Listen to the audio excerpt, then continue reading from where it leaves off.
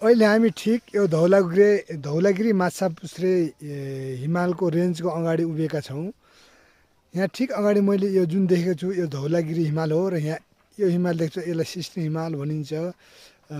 र यो ठिक्कै दुईवटा बराबर चुलीहरू देखिन्छ। यो चाहिँ माछापुच्छ्रे हिमाल हो। माछापुच्छ्रे हिमालमा पहाडको घामले छेकेको छ, त्यति टल्केको छैन। यो बिहानको सूर्यको किरणसँगै यति मनमोहक र यति सुन्दर र यति सुनौला देखिन्छन् यी हिमालय रेन्जहरू। हामी चाहिँ मालारानी गाउँपालिका अन्तर्गत एक ठुलाचोर भन्ने ठाउँमा छौँ र यहाँको मल्लरानी यहाँको दृश्य अति राम्रो र मनमोहक र सुन्दर छ।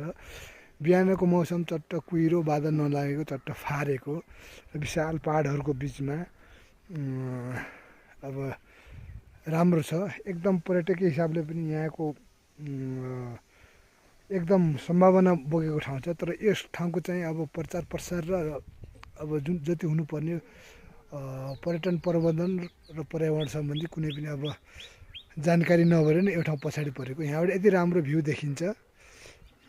ल हेर्नुहोस् यति राम्रो देखिएको छ। यहाँबाट सबै हिमालहरू देखिँदैछन्। ओ पारि पनि त्यहाँ हिमाल देखिँदो रहेछ। त्यो कुन हिमाल हो थाहा भएन।